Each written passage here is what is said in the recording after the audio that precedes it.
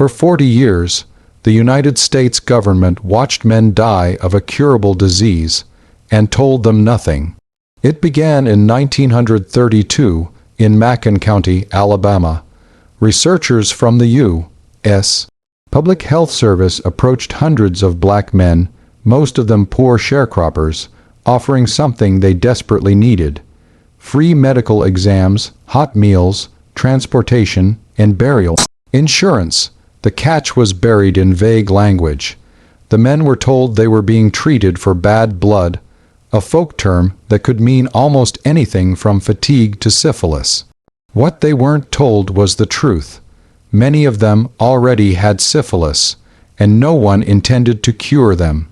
This was the Tuskegee Study of untreated syphilis, and it wasn't a rushed mistake. It was a plan.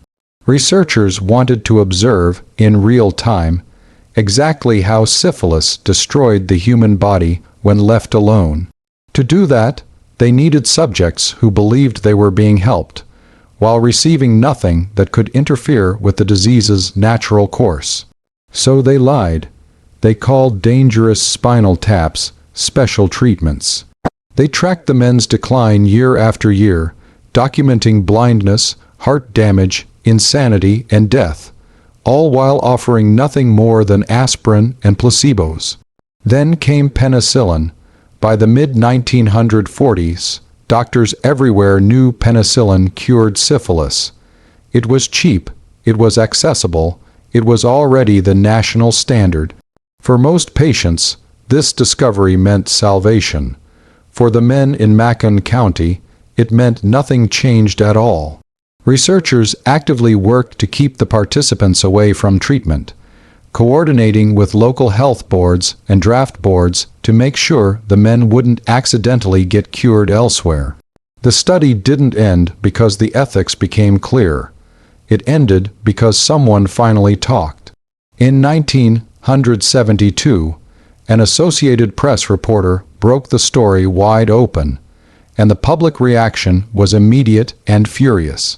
An advisory panel reviewed the study and recommended it be shut down immediately. By then, dozens of men had died directly from syphilis. Others had passed the disease to wives who never knew they were at risk. Some children were born with congenital syphilis, inheriting a tragedy they had no part in creating. The fallout reshaped medicine permanently.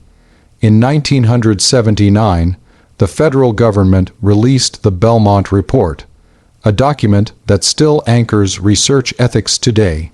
It established 3 guiding principles: respect for persons, meaning individuals must give informed consent; beneficence, meaning researchers must actively protect participants from harm; and justice, meaning the burdens and benefits of research must be fairly distributed, rather than dumped onto society's most vulnerable populations.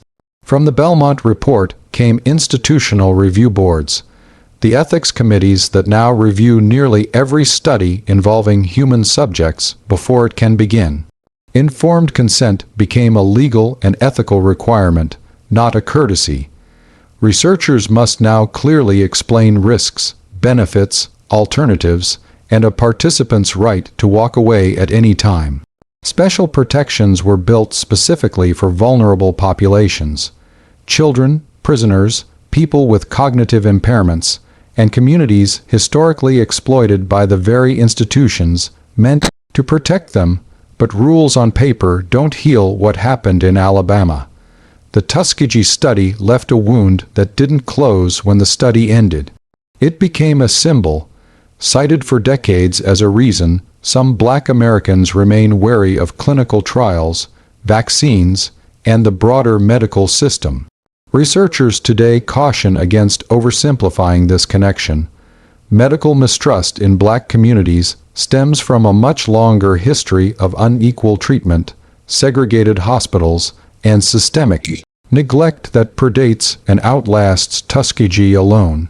But the study remains one of the clearest, most documented examples of a government knowingly, deliberately harming its own citizens in the name of science. That tension defines how we must remember it. Tuskegee was a catastrophic betrayal, rooted in racism and unchecked scientific ambition. And Tuskegee also became the reason modern research protections exist at all. Both are true at once. Understanding that history isn't just an academic exercise, it's a warning. Ethical guardrails don't maintain themselves, they exist because people were harmed badly enough that society finally said, never again. Honoring that means more than compliance paperwork. It means transparency about the past and real, sustained effort to earn back trust that was so deliberately broken. Because scientific progress without ethical accountability was never progress to begin with. It was exploitation wearing a lab coat.